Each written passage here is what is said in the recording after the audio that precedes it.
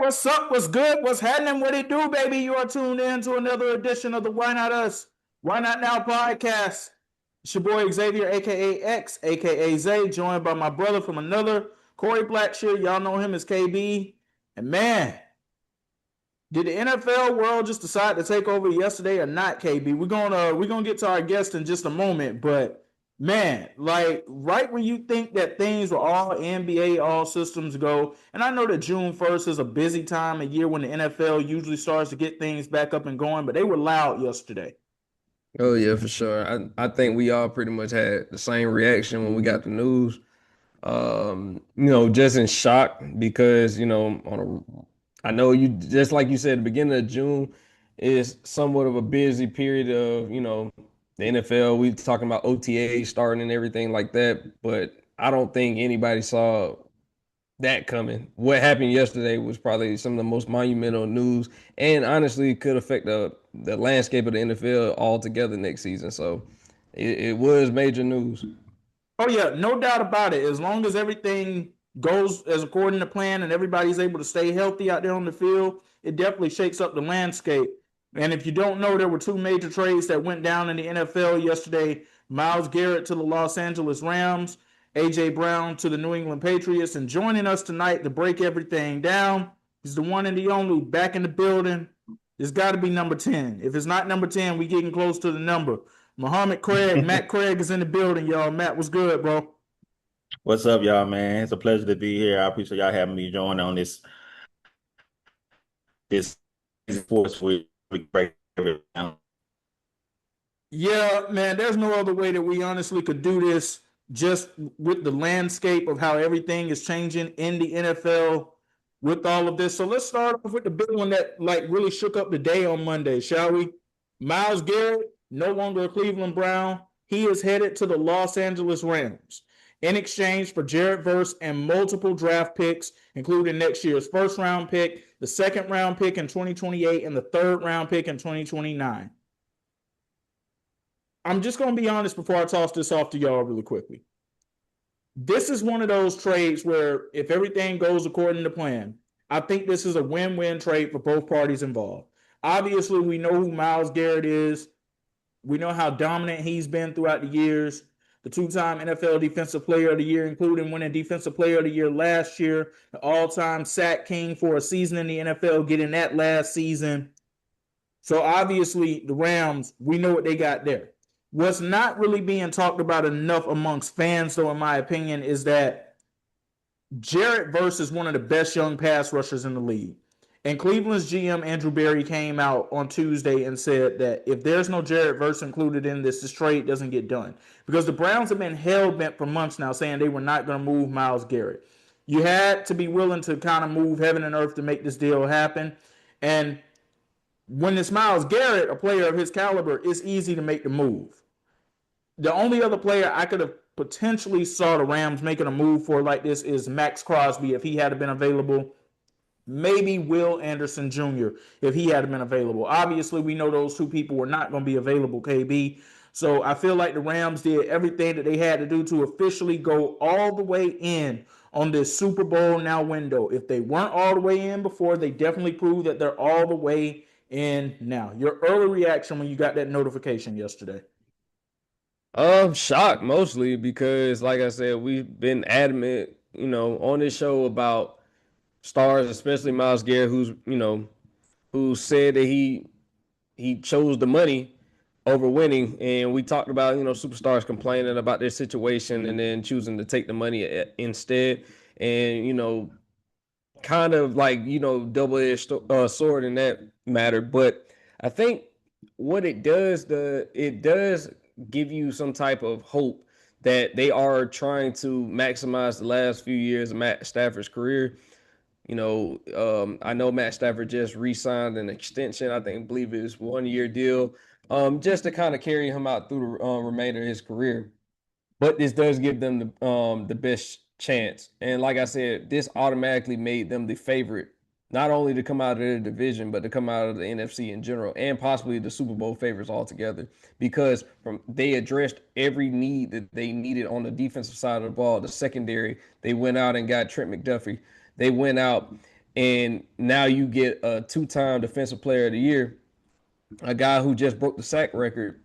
I think that you have to look at it like they're in win now mode. I think that Myles Garrett gets a chance to actually play meaningful football in January, which is something that he hasn't really been able to do throughout his career in Cleveland. So it gives him.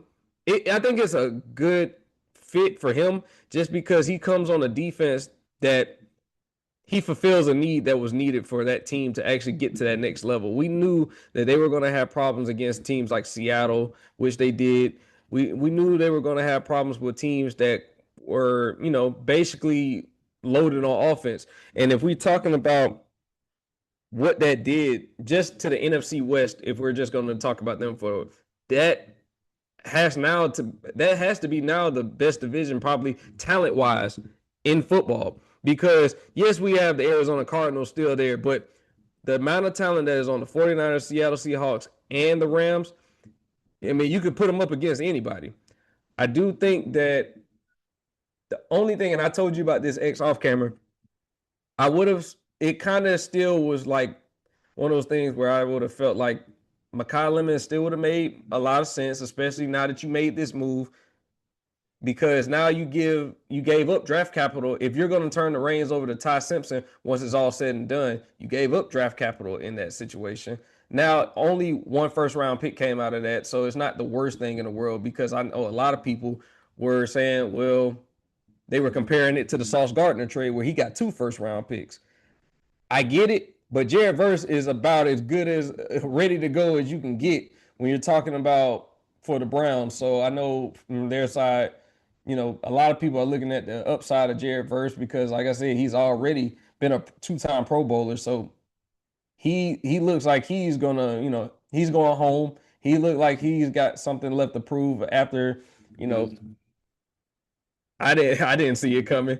I know you didn't see it coming. So I like the move for the Rams, especially. I think it's an A+ move for the Rams.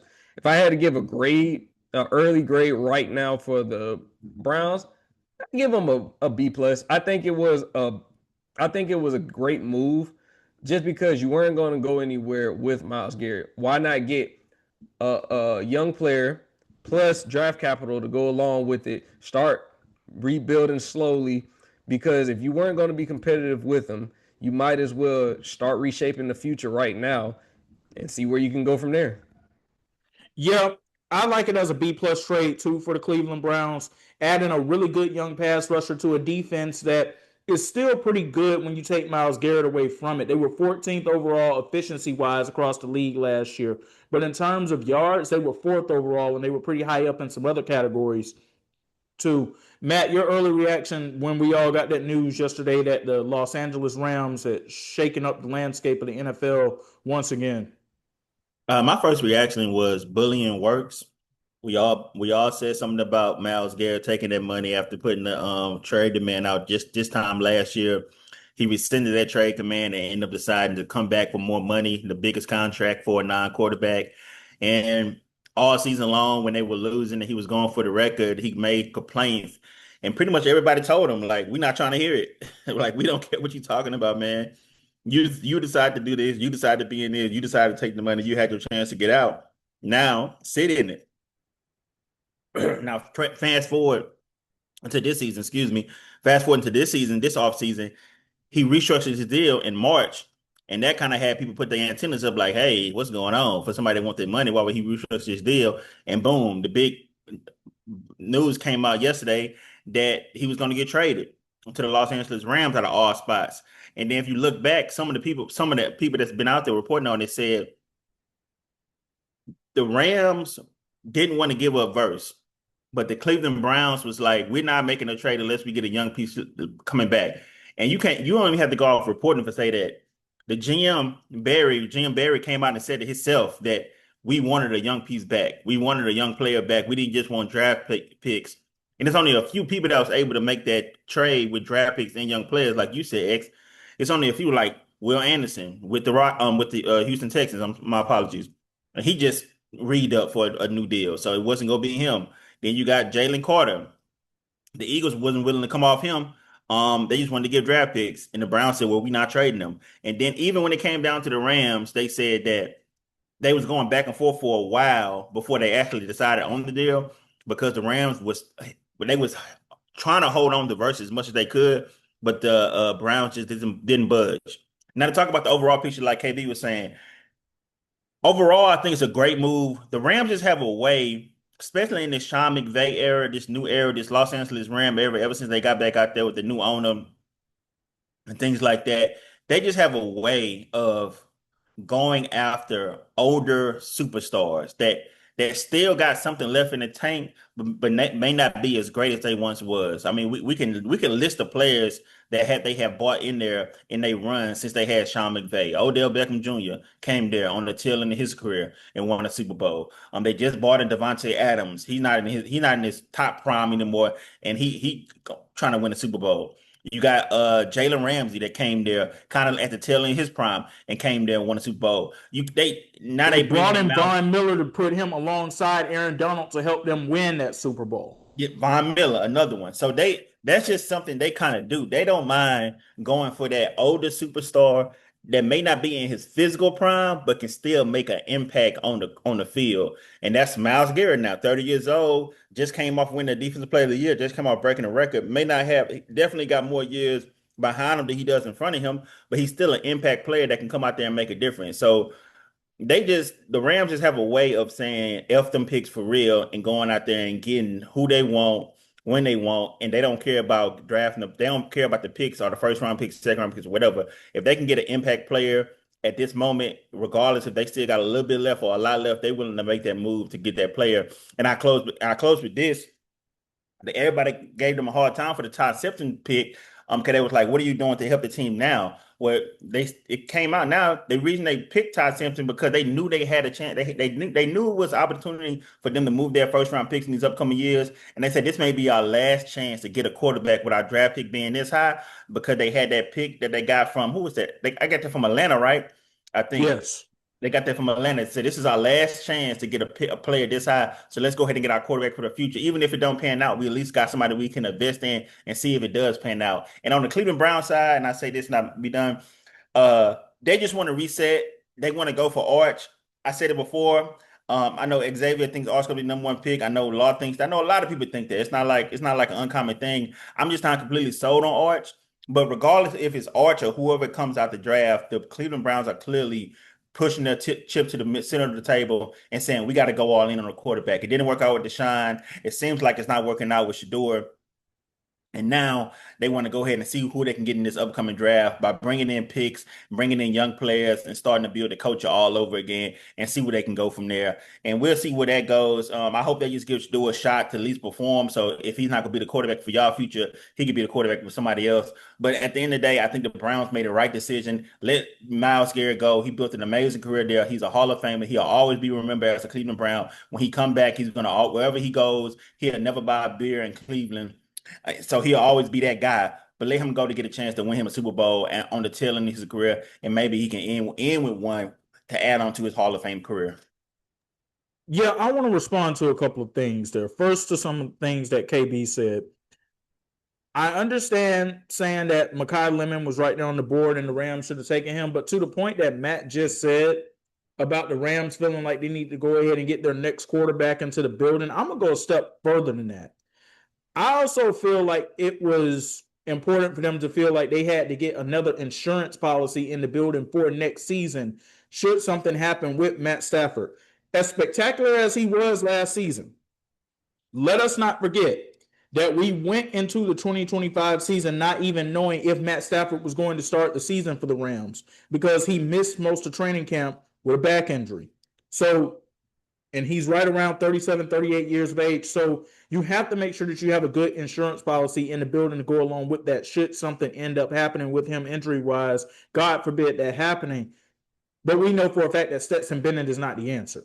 We know that. Jimmy Garoppolo, if they were to bring him back, he's not the answer. Carson Wentz, any of these other veteran quarterbacks, they're not the answer for what the Rams want to do long term. And I'm not saying Ty Simpson necessarily is going to be the answer for that, but it's best to give yourself a shot with a young quarterback that you can just continue to build with and grow with through the system. See if he can have a shot going at it going forward with that. Man, you just look at the Rams though, man. You go from having the all-world, all-generational Aaron Donald to now being able to acquire the all-world, all-generational Myles Garrett. And then just look at the city of Los Angeles as a whole for a second, y'all. And think about the sports stars that LA has there in general. You got Ohtani, you got LeBron, you got Luka, you got Matt Stafford, Puka. Puka's definitely considered a superstar out there. It's just cities. This is not a norm in sports. What's happening in Los Angeles right now? You got guys like Mike Trout and Kawhi Leonard who play out there too, and I don't know if they would even be considered top 10 sports stars in that city anymore at this point. Not taking anything away from their greatness, but just look at the stars as a whole that play out in Los Angeles in sports. I don't know if those two guys are top 10, and those are surefire Hall of Famers in their sports. I think that just goes to show you that, like, when it comes to LA ain't really one of those cities that is gonna like be patient for too long. They like we used to always joke around with teams like saying like F those picks. I think that's kind of like LA, it encapsulates LA as a whole. Like, if there's an opportunity to win now, they're going to take the opportunity. If there's an opportunity to sign generational players like in their prime, they're going to take the opportunity to go sign them in their prime. Like, it just goes to show across all their major sports, like they are okay with possibly even mortgaging their future for a chance at possibly making a run at a championship right now. But I've noticed that with the Lakers, the Clippers, the Dodgers, even if you want to go a step further, the Rams. So it's kind of just like everyone has, like, I even seen somebody compare this to the 2012 Eagles, and I said that's kind of a bad comparison in my opinion, just because I feel like Myles Garrett at 30, they never had a player like that. Eagles team didn't have a player on that defensive line that's even capable of doing what Myles Garrett just did. So I look at it like we've seen teams, look really great on paper. We've seen that years past. We've seen a lot of like key free agents or key trades coming right before a season, and it kind of changes how that team's outlook looks for the upcoming season. But with Myles Garrett, I think that this is exactly the piece that needed to bring everything together. All of their moves on defense make way more sense. Now, the moves in the secondary make more sense when you have a premier pass rusher. And let's not forget, they still have a couple of guys on their defensive line that also are up and coming that still can get to the quarterback as well. So I look at it like this move makes perfect sense. It made your moves to go get like Trent McDuffie make more sense as a whole. Just when you're talking about you need somebody to hold up on that back end, you need an all pro. So you got an all pro on the secondary, you got an all pro on the defensive line. You already had a pretty decent defense, but you knew that you had holes in that defense that needed to be addressed. You addressed everything that you needed to. We know you can score. We know if Matt Stafford's healthy, you're going to be able to score. I'm pretty sure that we weren't really necessarily worried about the offensive side. I know I mentioned Mekhi Lemon, but that wasn't more so because I think that you necessarily needed it. It was more so just because giving him more weapons. But I do get the point of drafting, his successor. Me personally, I saw Ty Simpson play in college. Wasn't wowed by anything. It was more so I thought that there was going to be a better quarterback situation. Now, if you're talking about for the upcoming season, it makes sense. But if you're talking about quarterback of the future, I just didn't think that Ty Simpson was where they selected him. I didn't think that he was the guy right there at that particular pick. I think it caught me off guard because I was like, well, maybe I was looking at it like, okay, if they were going to take a quarterback, it was going to be next year. just so I could, because I seen that it was more talent coming out of that class next year. Not mad at them going to get the successor now, because if you're talking about insurance for just this season, this upcoming season, it makes perfect sense. You're not content with Stetson Bennett. That makes all the sense in the world. I just look at it like, if you're from a general manager and you're looking at maximizing, you have the reigning MVP, the reigning defensive player of the year now. That's the way I was looking at it. Like, okay, you have someone in the building that can get you to a Super Bowl. He's already got you one. He can get you. It's very well that if they keep this band together, that they can rattle off 2 Super Bowls before he ends his career. If everything stays constant and everything goes right with Puka and his rehab situation, everything could come together where they could be holding. They could be the next dynasty going past Matt Stafford's career. So who knows what could happen, but I think that they made all the right moves. I hear you when you say that you felt like they could have potentially gotten a better quarterback going into next year, and maybe they would have looked towards next year because the prospects are supposed to be better. Here's the thing. We were told that this year's quarterbacks coming out in the draft were supposed to be all world and were supposed to be spectacular. And they turned out to not necessarily be that. There were guys falling into the third and fourth round that we were told were going to be first round picks. Guys like Drew Aller. So until we actually see these guys play, we don't know exactly what they're going to be or what they're really expected to be once they come to the league until we see what they go out there on the field and do next season in college football. I want to say two more notes, and the one that I want to ask y'all about, I'm going to get to first. So we know about the Rams' young pass rushers and that young D-line that they have. There could be an elder statesman that could be coming back into this whole situation. And that would be the all-world, all-generational Aaron Donald that we were just talking about. Because Pat McAfee said on Tuesday, and now Jordan Schultz, another NFL insider, is also saying he texted with Aaron Donald about the potential of him coming out of retirement to play with this team. And it's not being dismissed according to these text messages from these guys that are reporting this stuff. They're saying that he's willing to potentially flirt with this idea, especially with the Super Bowl being in SoFi next year, which ironically is the same place they won their first Super Bowl, the place where they play all of their home games. I don't know what that would look like because the NFL is one of those sports that we've seen where guys take a couple of years off, try to come back, and they're nowhere near the player that they once were. But Aaron Donald just ain't some other player either. This dude is a different type of beast. He's a different type of specimen. And him coming out there with Myles Garrett, one, it would be an epic thing to see.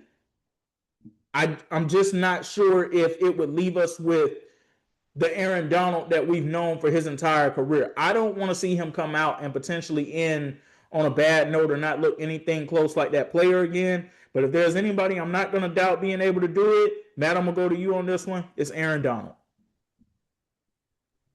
Yeah, I mean, we've seen it done before. It wouldn't be anything new. Gronk did it and won a Super Bowl. Brady did it and won a Super Bowl with Gronk. So we've seen it done before, but like you, if anybody can do it, I believe Aaron Donald could do it just because how dominant he was. He's only 35. I mean, I know 35 in football years is old, but 35 in life is not that old. He seems like he's still working out. But it's funny that, I mean, all this talk about him coming back and out of retirement, and his wife posted a video of him being asleep and like 2 o'clock in the afternoon and things like that on the couch. Like he's comfortable where he is, y'all. You gotta leave him alone. At least that's what she want him to stay. But it'd be a cool story. I say that. I mean, I don't think he'll be as dominant as he once was. Obviously you can't expect that. But it would be cool to see him back in the locker room with the Los Angeles Rams, where he built his career, where he built his legacy, and maybe help them get a Super Bowl. But if anything, I would say maybe come back on the back end of the career more so the front end, because most players, when I see like former players talk about why they retire, they say they say they didn't want to go through another training camp. So that may be a reason why he don't want to go do another training camp. He may decide to come back like halfway through the season. So it would be a cool story. I still think he could be a good player. Don't think he could be as dominant as he once was. Not saying that's expected of him. But he definitely be a good addition, if anything, just to that locker room. KB, where are you on this? Do you think that it's realistic that we could see Aaron Donald come out of retirement, and what exactly should we expect? Should we see that? I mean, it's realistic. I don't think, but see, the thing is, I'm looking at it like he doesn't have to be the Aaron Donald that we grew to know. Like he doesn't have to be that to be effective just because of the guys that we've mentioned before. They're gonna take a lot of pressure off him. So even if he's only, let's say he's 75% of what he once was, I still take that 75% over a good majority of the league. And I'm talking about right now. Because one thing that Aaron Donald has done, now we know getting in game shape is gonna take a minute because you haven't been doing it. So all of the working out is cool, but I know it's gonna take him a minute to get in game shape. It's not even going to take him to get in shape as far as just practice, the daily grind of practice, weightlifting. I'm sure I've seen him, so I know that I've seen him like working out and stuff. So I know he's keeping himself in shape, but I know it's going to take a different level for him to get back into because one thing that he said, like when he did decide to retire, he said he was full. He said he had nothing left that he was chasing. He pretty much was complete once he got that ring. So for me, now it's kind of like, yeah, he's flirting with the idea, but he also got to find that passion to want to come back. I think that this intrigues him because of the fact that this may be one of the most talented stacked rosters that he's had, and he had a stacked roster when he won his first ring, his only ring. So I think that is intriguing, and I like Matt said, Gronk did it. Players have done it before where they've taken a little hiatus and they've actually come back to return, and they've been effective. Like I said, Gronk wasn't the same player when he got to Tampa Bay that he once was in New England, but I don't think he had to be just because of where he was in his career and what was being asked of him was completely different than what's being asked of him when he was in New England. Same thing with Myles Garrett in Cleveland. I think it's going to be not Myles Garrett, but I'm same thing with Aaron Donald. I think what would be asked of him now is not the same thing that would have been asked of 28-year-old Aaron Donald. I think it's completely different situations. I also want to add in a note what was surrounding Gronk in Tampa Bay too. I don't know if people remember that 2020 Bucks wide receiver room. That thing was stacked, man. So yeah. Yeah, and that's another good point because like that year they didn't, you even had, like I said, Antonio Brown, Mike Evans, Chris Godwin. You had guys in that receiver room that took a lot of pressure off of Gronk, as opposed to when he was in New England. He was the main receiving threat. Same thing now with Aaron Donald. You don't have to be the main guy. You can just fill your role, help coach up the young guys, be a mentor, but also still be effective because like I said, there are a few guys in this league that have been able to do what he's done in the history of this game from an interior lineman position, like Aaron Donald. We haven't seen a guy probably since maybe, if you want to say Warren Sapp, that's been commanded a double or a triple team literally every time he steps onto the field. Because if you do not cover him like that, if you do not block him like that, he is going to wreak havoc. Whether he gets to a sack or not, a lot of what he does not show up in the stat sheet. And that's the reason why I feel like that he's going to be effective no matter what percentage we get him back at. If the one thing that people better hope, and I mean, when I say people, I'm talking about opposing coaches. Y'all better hope that he doesn't come back 100% exactly what he was, because if he does, I'm not just saying it's over for his division, it's over for the league, because there's no way that you're going to be able to double team him and have Myles Garrett coming screaming off the edge. There's no way you're going to be able to account for all of that. There's no way. Unless like you're going to have your guys doing overtime, you're going to have a lot of guys having sleepless nights, having the game plan for them too alone. And then you have Byron Young also on the line as well. So you got a lot to have to account for that, we probably haven't seen in a long time. Guys that can get to the quarterback, but also are great in run cover, run stoppage as well. So it's a lot for them to have to deal with. But I think that Aaron Donald, he can still get it done. I'm gonna bet on him being able to still be effective at this stage in his career if he does decide to come back.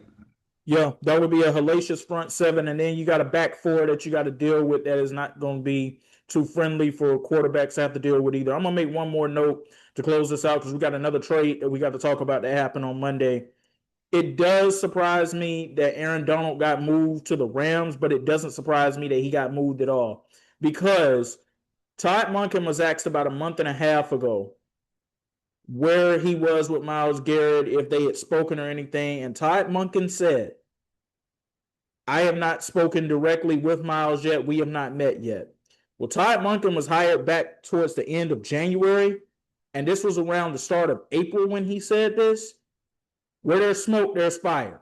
That was something right there for me. I said right there, I was like, okay, that's not just something you brush off. That's something. That means something. And the fact that Myles Garrett has not spoken to the coach of this team yet, or they haven't met yet, according to the coach, that was something right there. I'll just close out by saying this. Let's all thank our lucky stars that if anybody had to get him, it was not allowed to be the Philadelphia Eagles, mainly because of their own ego of Howie Roseman deciding that Jalen Carter was too valuable for him to give up for the absolute best pass rusher in this league currently, best defensive player. He didn't think Jalen Carter was worth giving up for him. All right, all power to you. Let's just be thankful that Howie didn't strike gold on this one. But speaking of the Philadelphia Eagles, they did make a move on Monday. They are officially out of the A.J. Brown business, trading him to the New England Patriots for 2 draft picks, including a first rounder for next year. It doesn't surprise me that this happened. We've been hearing for months that this was speculated to happen. So now that it finally has happened, look, Philly, they're losing AJ, but they restocked their wide receiver room to begin with anyway. You still have Devontae Smith there, Mekhi Lemons coming in. You got Wicks from Green Bay. They're going to be okay on that end as long as Jalen Hurts is able to get them the ball. I'm more so looking at what this now means for Drake May. There are no more excuses for Drake May now going forward. You have your wide receiver one in the building that you can build with. You have your Randy Moss. You have your guy now. So now the expectations have increased for you going up, which means the expectations for the New England Patriots as a whole have increased going up. But this move did not shock me at all that it happened. Matt, where are you on this? Well, I just have a question. What do you mean by there's no excuses for Drake May? Because I mean, he was just in the Super Bowl and he was an MVP. He came second in MVP. So I'm like, what you mean by like you kind of said it as if he's been underperforming and now it's his time to step up and perform. But he just led his team to the Super Bowl and was second in the lead MVP. Okay, he led his team to the Super Bowl, but that postseason run statistically as a whole was disappointing when you look at the regular season that he had. So what I'm saying is once we get back to that point, you got to step up and you got to ball out and do your part too now. We can't just look at it like, man, the defense really carried them today, or there were just different things that went their way that didn't go to the other teams. Where we have to feel like Drake May was a huge part in this postseason run should they go to the playoffs again next season. Okay. I understand that. I mean, he did have an underwhelming postseason, and that kind of comes with time, considering that this is only his second year. And as he grows, because the thing I think what messed them up the most was their schedule. It was a positive and a negative. It was a positive because they got to play weaker teams, so that allowed them to get a good record. But it was a negative because they wasn't able to get they wasn't able to get battle scars so they could be well prepared for the playoffs. So once they got to the playoffs and they was playing good teams back to back to back, it kind of was a shell shock moment for him overall in that offense because they wasn't used to doing that, and that kind of threw him off. But I agree, he didn't play the best in the playoffs. I mean, the game when he played against the Houston Rockets, I think him and CJ was having a mid off. They was having a trash off, if I want to be honest. They both was playing bad. They both were trying to get the game away, and their defense kept them in the game. So I can definitely see Drake may be a better quarterback now. But to say I mean, the overall trade itself, I'm just happy AJ is finally out of Philadelphia and in New England. That seemed like what he's always been wanting since the beginning. for some time now. Even after him winning the Super Bowl, when he said that wasn't satisfying for him because he liked to dominate people, and him and Jalen got a weird relationship. That's all I'll say about it. I mean, you hear all these rumors about their relationship. Overall, it's just a weird relationship. And it's not just people that's making stuff up because you got former players that used to be in that locker room with y'all that come out and say their relationship is obviously not the same. So it seemed like they wanted to get away from each other just as much as everybody wanted them away from each other. So I'm happy from AJ. I'm hoping he can be that guy that he strives to be with the Patriots. Drake May is a great quarterback. I feel like he has a lot of upside. He has still got a lot more to prove. But he's about to get a number one wide receiver, and I feel like AJ at his best can be a top three, top five wide receiver in the NFL. So we'll see how he marks next season. But overall, though, the main person I'm worried about in all of this, because I feel like the Patriots are going to be okay. They got Drake, they got AJ, and a defense. I feel like Philly's defense is going to be okay. The person I'm worried about the most is Jalen Hurts.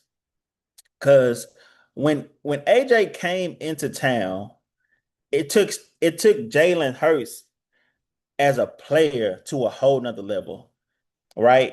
He came there in 2022. And the years prior to that,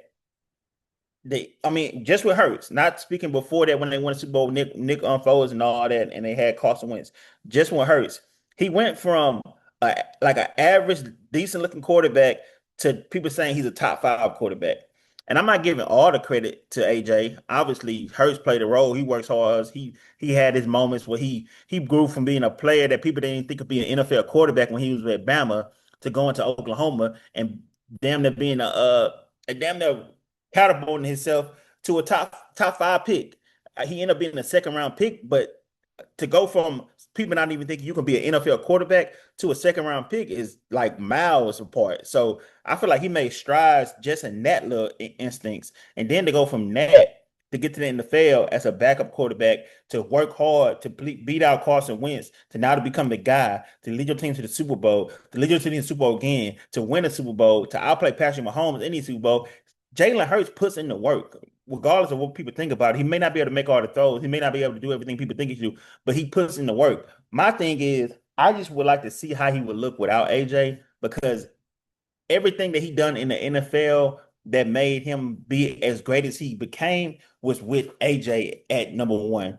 And now he's not going to have that dominant player at receiver. He still has Smith and he has other pieces that y'all already named and the rookie coming in. And we'll see how they do.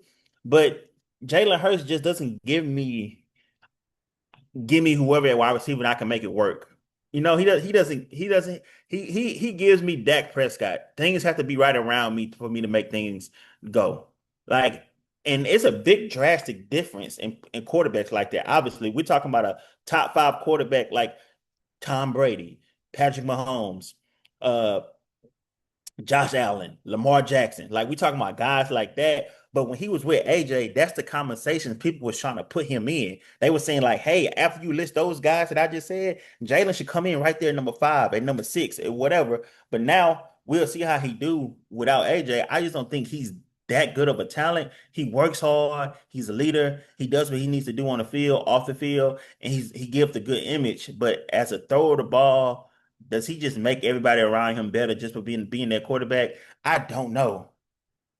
But we will see. But I just don't know. So out of everything that's involved in this trade, that's the most interesting piece for me is where does Jalen Hurts go from here? Does he continue to tick up?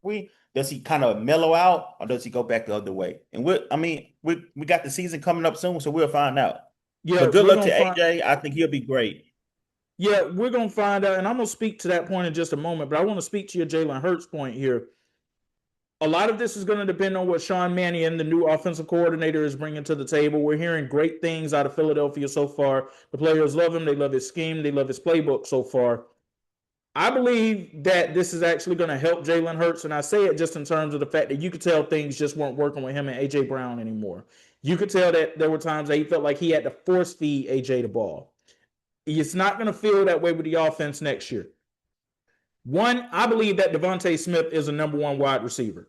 I just believe he hasn't been put in that role yet because A.J. Brown was there and he was already established as a number one wide receiver in the league because of what he had done with the Tennessee Titans prior to coming to the Philadelphia Eagles on a trade. Take Mekhi Lemon out of the situation here for a second because we don't know what he's going to do yet. He's a rookie. We haven't seen him play in the NFL yet. Wicks was very good in Green Bay, so now you bring that there. You have one of the top tight ends in the game, too, in Dallas Goedert. And don't forget about the fact that you have one of the best receiving backs coming out of that backfield in Saquon Barkley, too. I think Philly's offense will be just fine in terms of that. But I want to speak to your A.J. Brown point. I'm wishing A.J. the best, too. But just like I said that now there are no more excuses for Drake, there are also no more excuses for A.J. either. You got to where you wanted to go to. You should be in a happier situation. So we need to see you be at your absolute best now that you are headed in that situation. Barring injuries or anything unforeseen, we need to see you be at your absolute best. And I say that because y'all know, especially last season, there were times where it did seem like if you're actually out there watching the games, it seemed like A.J. Brown's head may not have necessarily always been in the game because he was dropping passes that he wouldn't normally be dropping for a player of his caliber and what we've seen from him over the years. So now there are no excuses for Drake May. There are also no excuses for A.J. Brown. KB, your thoughts? I think that for A.J. Brown, there is no excuse. You got to reunite with your old head coach in Tennessee and Mike Vrabel. You got a franchise quarterback. Yeah, you're gonna get the targets, but you're also gonna have to be able to buy into. You're going to have to buy into the program. This team is coming off of a Super Bowl appearance. You can't say that you were the missing piece unless, like, you come out there and you show them that they are a way better offense with you. I do think that he is going to improve their offense because now you have a go-to guy. But at the same time, the things that you did in Philly, I think that it was kind of like one of those things where y'all remember when earlier in the season when AJ Brown, like they were winning, they were undefeated, but he still was kind of like pouting, like almost like he wasn't getting his target, so he wasn't happy. The thing is with New England, you aren't going to be that guy that's going to get 11 targets because I don't feel like that's what they necessarily need. I think they need a number one go-to guy, but I don't think they need a guy that's going to command double-digit targets. I think that it's nice to be able to have a luxury to be able to have someone that you can get double-digit targets from, but you still got to think about it. They have some great receivers still over there. They still have some guys that can go up there and get it because they were doing it without a number one guy last year. And that includes, if you want to include Stephon Diggs in that. Stephon Diggs was not the same wide receiver he was in Houston. He wasn't the same wide receiver that he was in Minnesota. He didn't have to be because they had other guys that were able to take the pressure. Hunter Henry was one of Drake May's safety blankets pretty much for the entire season. He was able to get a lot out of Hunter Henry. Go ahead. I want to say something to what you just said. No, Stephon Diggs was not the same guy that he had been in Minnesota and Buffalo and what it appeared he was going to be in Houston before he tore his ACL. But there was a Sunday night football game early in the season in 2025. I believe it was week 4, if I'm not mistaken. Patriots and the Bills. I could be wrong about the week. I just know it was early in the season. Stephon Diggs got going that week, and that really helped New England's perimeter offense get going with the other guys around him. He wasn't the same guy, but without Stephon Diggs, I don't think that Patriots receiving corp that they had, I don't think they have the success that they had a year ago, just being honest with you. No, I mean that's true, but my contingent was they didn't necessarily need Stephon Diggs to be the Stephon Diggs of old. It would have been a luxury if he was the Stephon Diggs of old because they would have gave them a go-to guy that they knew one-on-one coverage. I like our guy more than we like your guy. I put my money on us getting the advantage than you. That was more so the point I was making when it came to AJ Brown is you don't have to be what you were in Tennessee or Philly. But key third downs, yeah, it would help that we got a big body possession receiver that we can go throw the ball to in one-on-one coverage. I believe that he'll be able to extort that mismatch no matter what. I like our chances in that. But the thing is, though, also, I do want to go back to you and Matt's point about Drake May. That postseason run did it was kind of like a double-edged sword too, because yes, it was his first real playoff experience. But also, it was like so bad that was like the last thing that people can remember pretty much about Drake May. And those 4 games that he played, he was sacked 5 times, 6 times, and then 5 times each, and then 6 times in the Super Bowl. So it wasn't like a pretty, that wasn't for his first appearance in the playoffs. It wasn't pretty, but I do feel like that he can only go up from here. Now, on the other side of the coin, Philly, I'm not gonna lie. I think Philly was happy to get off of AJ Brown. I think that it was that was a storm brewing this whole time. I think that they were happy. I think it worked out for both sides. But for Philly, I think that they were just tired of the media circus around the whole thing. Are you happy? Do you want to be here? The passive aggression that was going on from his side of the coin. Then you have your franchise quarterback in Jalen Hurts having to, basically answer questions almost every week or every other day about AJ Brown and whether he wants to be a Philadelphia Eagle. Have y'all spoke? That kind of thing. And whether it's just between them two, it can wear on the team's morale overall. So I think that dysfunction was the 2025 Eagles in a whole. I think that they didn't look great on offense.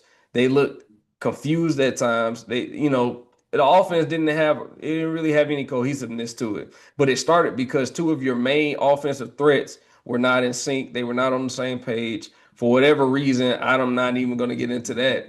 But I think that it's a fresh start. This is a fresh start. You got a new offensive coordinator. You finally got rid of AJ Brown. You got a chance now where you're still a threat in the NFC no matter what. Because like you said about Devontae Smith. Devontae Smith is now going to be tasked with being the number one. Can he be a number one? I mean, can he be that number one guy? Absolutely. But it is going to be a different look for him now because he is going to go up against the number one from the opposing team. So it is going to be their best cover corner against you. Can you be able to beat him one-on-one? I think he can. I think that he can exploit a lot of mismatches. I think that even if you work him into the slot, Devontae Smith, he's been doing this a long time. Whether it was college, whether it's NFL, he's been doing it a long time. You got to utilize all the strengths that you have on offense, whether that's Saquon Barkley in the pass game as well as running the ball. Jalen Hurts, I think the same thing. He's going to be more mobile, but he's going to actually be tasked. A lot of people want to see, can he get back to that Jalen Hurts that won the Super Bowl? Can he get back to the passing numbers that we were used to seeing in that Super Bowl run? Because last season was so bad. When we just talked about Drake May, the last thing people remember, it wasn't pretty. So a lot of, the critics out there, they want to see, all right, now you don't have that distraction. Now we don't have to worry about that distraction anymore. Can you get back to playing your style of football? The Philadelphia Eagles, I think, they're still head and shoulders to me. I'm not gonna say head and shoulders because the Giants have been making moves, but they still seem like on any given day they could be the best team in the NFC East. I think for them, it's going to be a lot about what that defense is going to be because I do think that Philadelphia Eagles have enough on offense because they have a lot more than a lot of teams. But I think their defense is going to have to answer more questions right now than their offense. I still believe in their offense enough to move the ball. I just think that now you don't have to worry about certain distractions that had nothing to do with football. I think it had something to do with other things going on. I heard different things about the AJ Brown and Jalen Hurts relationship. Now that that's gone, hopefully everybody can just focus back on the task at hand, which is winning another championship. I'm sure that Jalen Hurts is, glad that it's all over. I'm sure AJ Brown is glad that it's all over. So now I feel like what you can do is just get back to the things that made you successful before. Like you're only a few years removed from a championship. So it's not like that you don't have a winning culture. You just haven't had a clear mindset with the fact that everything has been looming large in that facility for a while now. So now that it's over, hopefully we can get back to seeing what they can be. Final question I have for y'all on this, and then we got to get to the quick hitters.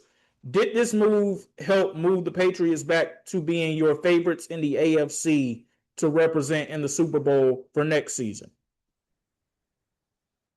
Yeah, I'll say yeah because of that was really the one thing that I felt like they needed. They needed a number one receiver. And just basically because they were flirting with the whole AJ Brown trade for this long to finally get it done. You got the guy that you pretty much wanted this entire time. So yeah, I'll give them that because they didn't really lose anything as far as anything on the defensive side.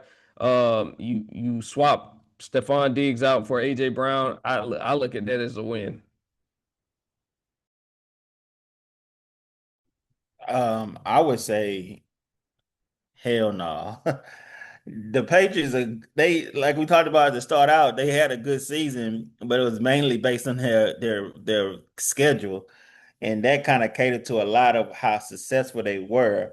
Um, and then I mean we gotta admit Bo Nix didn't play in that game with Denver. That could have went either way. So they was never my favorite for one, but they are in the conversation. I mean, they in the same conversation with Denver. They in the same conversation with the Bills. They in the same conversation with Baltimore, and we'll see where things go with Chargers. We'll see where things go, and then you got my homeboy coming back. You can never count him out. So we'll see where things go. And I want to just say I'm not convinced like you two that Devontae Smith could be a number one.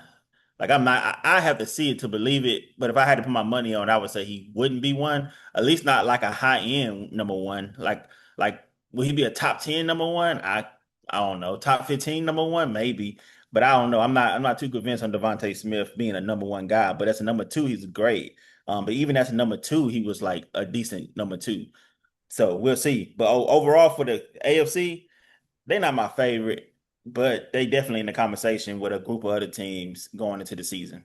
So you don't think that Devontae Smith could be a number one, similar to how Mike Evans was a number one for a good amount of years in Tampa Bay? I'm not talking about those early years in Tampa Bay where he was putting up like top five wide receiver numbers, but he wasn't in the top five wide receiver conversation because of the team that was surrounding him and the records that they had.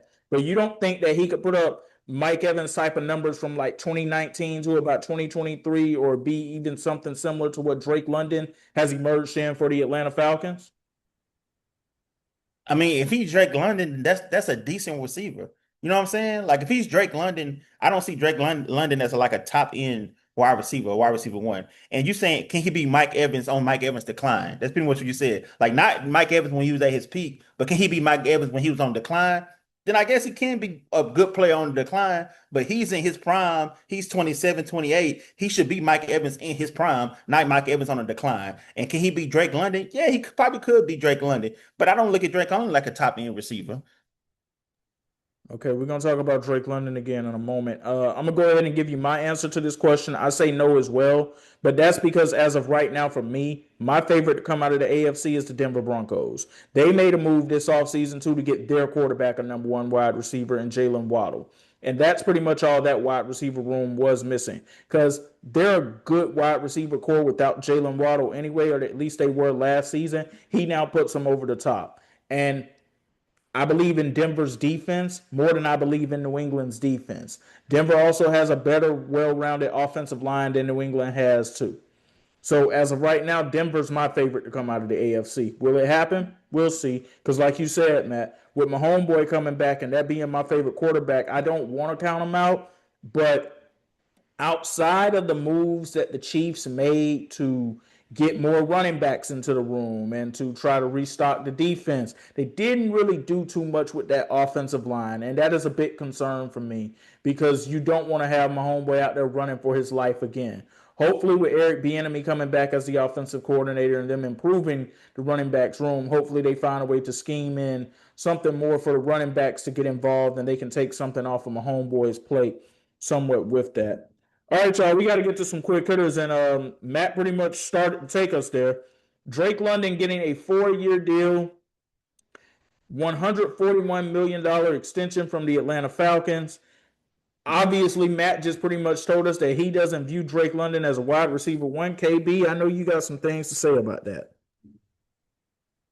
Yeah, I mean, I think that he definitely deserves the money. I think this contract puts him number 3 in the league as far as highest NFL paid wide receivers.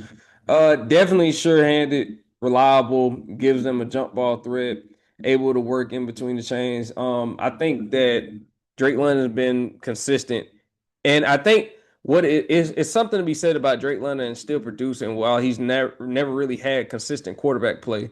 I think that through his tenure, going from Penix, Kirk Cousins, um, Taylor Heineke, Desmond Ritter. I mean, he's not had a decent quarterback to really be able to go out there and get his numbers, and yet he's still producing at a high level. I think that him being viewed as not a number one, like Matt, I know you said that, but also would your viewpoint still be the same if he had pretty much consistent quarterback play? If he had a Justin Herbert or someone like that throwing him the football, would your viewpoint be the same or different for him if he had consistent quarterback play just going throughout his tenure in Atlanta? Would your viewpoint change of him? So when I say not number one, I'm saying not high end number ones. So like every team go have number one Okay. guys in a position to be a Yeah. number one guy because they got to have somebody there. So Mhm. do I think Drake London is a good number one for them to have? Yes. Do I think Devontae Smith is a good number one for them to have? Yes. Do I think they're high end number ones? Do I think they push into the top 10? No, for the both of them. But they both can be good resource players to have. And yes, to answer your question, if both of them had like some a Josh Allen, Justin Herbert, a Patrick Mahomes, a Tom Brady, a quarterback Mhm. like that, they'll look fantastic. Yes, I say yes to that.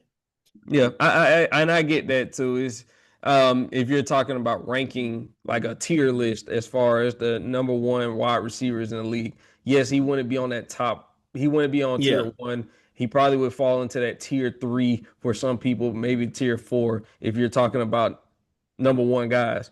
Now, number one guys, of course, it's only a few elite receivers into that number one category because now I think that is going to reset the market because now I think he's earning more than Justin Jefferson. So it does change the landscape of a few things for a lot of guys. It does go, it's not necessarily resetting the market as he's the highest NFL paid receiver right now, but it is going to reset the things for a few people because like I said, Justin Jefferson, he hasn't had the quarterback play last couple of years out, after Kirk Cousins left. So his stats are going to look a little bit lower also. So yeah, he doesn't really necessarily have the leverage that he once had when he was putting up those numbers as the number one receiver in the league. But I think Drake London has capitalized, and I think sets off like a little domino effect because now you focus your attention. Now, if you're the Falcons, now that you've paid Drake London, you still have the franchise tag applied to Kyle Pitts. Now the focus all turns to Bijan Robinson,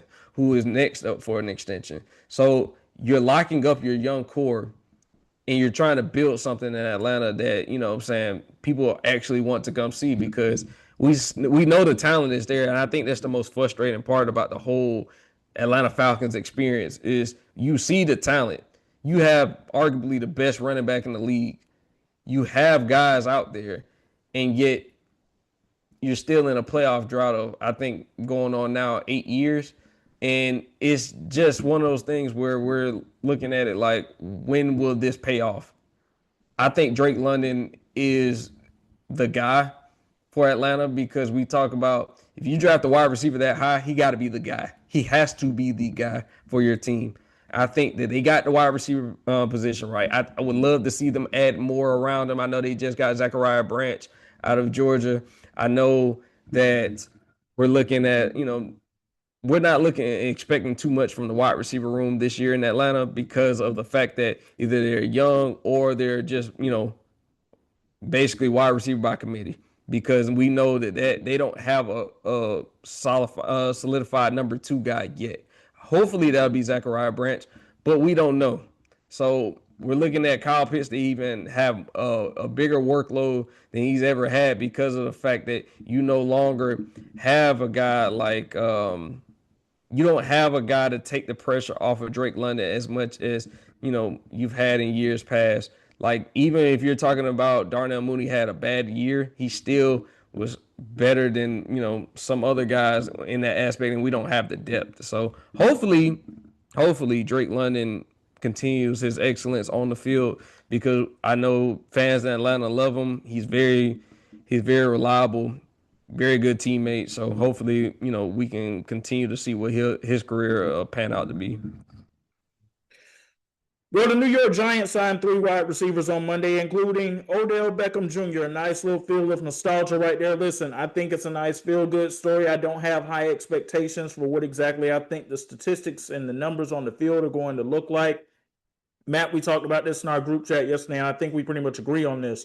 A successful season in 2026 for Odell Beckham Jr. would be him being able to, one, remain with the team, stay healthy, and be a part of all 17 games. I don't want people getting this twisted, thinking that they're about to see the Odell from 2014, 2015, 2016, just because he's going back to the New York Giants. That's just not how this works, y'all. If you don't realize this, Odell was in the same draft class as Mike Evans, and we consider Mike Evans to be an old guy. Odell is an old guy, and he's had some injuries he's had to overcome too. But it's a nice feel-good story. It's a nice nostalgic story, and it's going to sell tickets in New York. I agree. I just want Odell to finish the season healthy with the team all season, all 17 games, and hopefully make a playoff run. And hopefully he can get in here and there and make some plays when he can. But the Odell of old is dead. That Odell is dead as far as the talent. But he's still here. He's still a live player. He can still be a mentor to these guys, and he's still a larger than life figure when it comes to like sports. Like Odell was one of the few football players that was a true celebrity outside of being a quarterback. Like he was one of the few ones that kind of crossed over to pop culture as a football player, and we don't typically see that. And he's still that person for a lot of these players that grew up watching him, so he could be that mentor figure for them. For a long time in the late 2010s, and y'all know this, all these kids had the same Odell haircut, dyeing their hair that blonde color, getting it the same. Like he was a huge deal then. And I mean, he had a nice reaction on social media yesterday when he showed the going home to the New York Giants video that he put out yesterday too. LeBron James commented on the video, telling him, "Go finish your breakfast. Congratulations." So, like I said, it's a nice feel-good story, nice nostalgia. And hopefully he can prove us wrong and he can go out there and he can put up good numbers. But those just aren't my expectations. The Orlando Magic, they are hiring Sean Sweeney as their head coach, the associate head coach of the San Antonio Spurs. This is not the move that I expected to happen. But when you look at what Sean Sweeney did with that Spurs defense this year, KB, taking them from 25th all the way to 3rd overall in efficiency defensive-wise in the league, I really like this move for this team. I just hope that he's also the right culture guy for that locker room that needs that. Yeah, I hope so too. But I do like the move. I think that we've seen it. While this isn't the same as, guys coming from under the Greg Popovich coaching tree, and then going off to other, NBA franchises to go coach.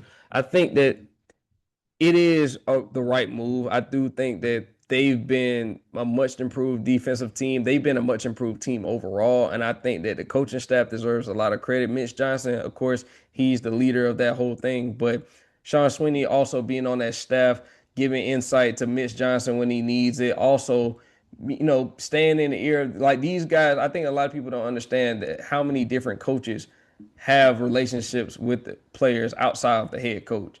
The associate head coaches are also just as key and vital to a franchise as the head coach. We've seen it even when you're talking about in Boston. Sam Cassell, when he was there in Boston, just being able to be a mentor to these players, also give them help when they need it, also give them type of mentorship role, just being a guy in the league, knowing what they're going through. These guys like Sean Sweeney, I hope that he is a good culture fit, because we know what it's going to take to get through to Paulo as well as Franz. I know those are the two leaders of the team. And the funny thing is, I really give Orlando a shot to actually make the playoffs next year, just because I do think that all they needed was the right coach. They have a capable roster to do it. That's the funny part about it. I do look at this roster and I like the team. I do feel like that they could use a few more pieces, but I do like the team overall. I think that they're more talented than most, especially when you're talking about in the Eastern Conference. So I do like their outlook on the season. I just hope that he can get in there and be able to change the culture where it's been like a little bit of a disappointment as far as just going out in the first round, coming off of a series where coming off of a year where you had the number one seed on the ropes and should have beaten them. Honestly, if we talked about this, like you were what, a couple of moves away from being in the second round, and you go out and the Jamal Mosley's exit, I think, ends a tenure of dysfunction. So I'm looking forward to Sean Sweeney being there and hopefully putting a stamp on things in Orlando. Well, Matt, we had been waiting all of the offseason, I should say, to see what exactly was going to happen with Russell Wilson. Was he going to continue to play football, or was he going to go into other ventures?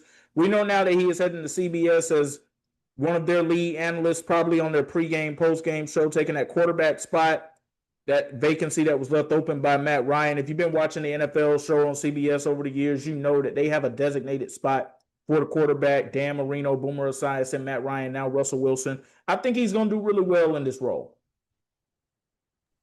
Yeah, I wish Russell the best, man. I didn't like how he got handled in Denver by Sean Payton. I feel like Sean was really a bully to him. And his career didn't pan out the way you would have thought, the way it started. I like Russell. I really don't have anything negative to say about him. Never have. So I hope he does good in the second career and he's able to prosper and do a good job. And be one of those figures that stay around for a long time and maybe work his way back into the NFL in some type of capacity like Matt Ryan eventually did. One last quick hitter, fellas. Not good news at all. On Monday evening, we all learned about the passing of legendary NBA coach Rick Adelman. Spent years in Houston with the Rockets. The Minnesota Timberwolves closed out his career, retired there. The Portland Trail Blazers, where he began his head coaching career with Clyde Drexler and those teams that he coached to 2 NBA finals in 1990 and 1992. But I believe where he had his greatest impact was the Sacramento Kings. And y'all know I get on here and I give the Sacramento Kings a hard time. But Rick Adelman is the one coach who consistently had any type of success with the Sacramento Kings. 29 years of coaching into the league, over 1,000 victories, 8th all time. Just really sad news to learn about his passing yesterday. Prayers and condolences go out to his family and everybody that was impacted by him. Matt, you being a Houston Rockets fan, I know that this was somebody that had an impact on you as a fan, going back to when he first got there in 08 and they went on that 22-game winning streak in his first season there. Then very next season, pushing the Lakers to 7 games in the second round, despite not having T-Mac, losing Yao early in the series, and still pushing them all the way to the brink. Just your thoughts on Coach Adelman. Oh yeah, man, and Skip to Malou was his point guard. So I remember them days like they was yesterday, watching on ABC in the morning that win streak and them doing everything. So yeah, rest in peace, Coach. He did great things while he was in Houston. He did great things. I remember when he was I mean, I know he didn't have great years when he was in Minnesota, but I remember when he was still coaching Minnesota. I remember those years late in his career. So, and I remember him most for his years in Sacramento. Like you said, like a lot of people in our generation do. Probably his best years obviously was Portland, but I remember him most in Sacramento because that was kind of my era, and that was really the only time I got to see the Sacramento Kings be a good organization as far as winning. They had a brief moment with like the beam with De'Aaron Fox, but it didn't go far. But overall, like a successful back-to-back years was that Sacramento Kings team with all those players they had there. So rest in peace, coach. You left a legacy behind. You mentor a lot of players, did some great things in the league, and you will definitely be missed. Yeah, KB, his career spans eras. I mean, you go back to the late 80s, those Portland teams with Clyde Drexler. He had a stint where he was the head coach with the Warriors. That didn't necessarily go so well. But that run in Sacramento, he was there for 8 years, and all 8 years they were a postseason team. Then going to Houston, doing what he did there. And although he didn't win in Minnesota, like Matt said, you can't tell me that he didn't have an impact there, because during his years in Minnesota, that's when we saw Kevin Love playing at his absolute best as a player. Yeah, and like I said, man, I think a lot of people are very aware of his impact in Sacramento because, like you said, you took a franchise that has been notorious for, they are they are talked about for all of the wrong reasons. But when he was there, they were consistent. Pushed the Lakers to 7 games, and we all remember that infamous series, I believe in 02, where, it was a lot of scandal going on. So the fact of the matter is, Rick Adelman, he definitely had success everywhere he went. I give him credit though for the Minnesota years, especially because Kevin Love was a perennial 30. I mean, we saw him put up numbers that, I haven't seen put up like ever. 30, 20 games, stuff like that. We saw those under Rick Adelman. Even when he was coaching Kevin Martin, those guys, I mean, you can't forget the success that he had. And although he didn't win necessarily with some of those franchises, it's the fact that he was able to get them back to relevancy. And I think that was a very important thing. We can't just judge for the championships. We also got to judge about the culture shift that was there when he was the head coach. It was, marked by level of consistency. It was teams play hard, players played hard for him. I haven't heard anyone say anything negative about Rick Adelman as a player, from a player standpoint. So I look at it like, he was one of the greatest coaches that, has coached the game, regardless of rings, regardless of any other accomplishments or accolades. He was one of the greatest coaching minds that the game's ever seen, and he'll be missed. I view him the way that I view another late coach in Flip Saunders. They might have not got the titles, but the impact was definitely there. And I mean, his stamp of approval came from guys like Pat Riley, Phil Jackson, Greg Popovich. Those are guys that we consider to be amongst the GOATs of GOATs when it comes down to NBA basketball coaches. So rest in peace to Coach Adelman, coaching in the NBA for 29 years, 23 seasons overall as a head coach, gone at the age of 79. We'll be right back with part 2 of the Why Not Us, Why Not Now podcast.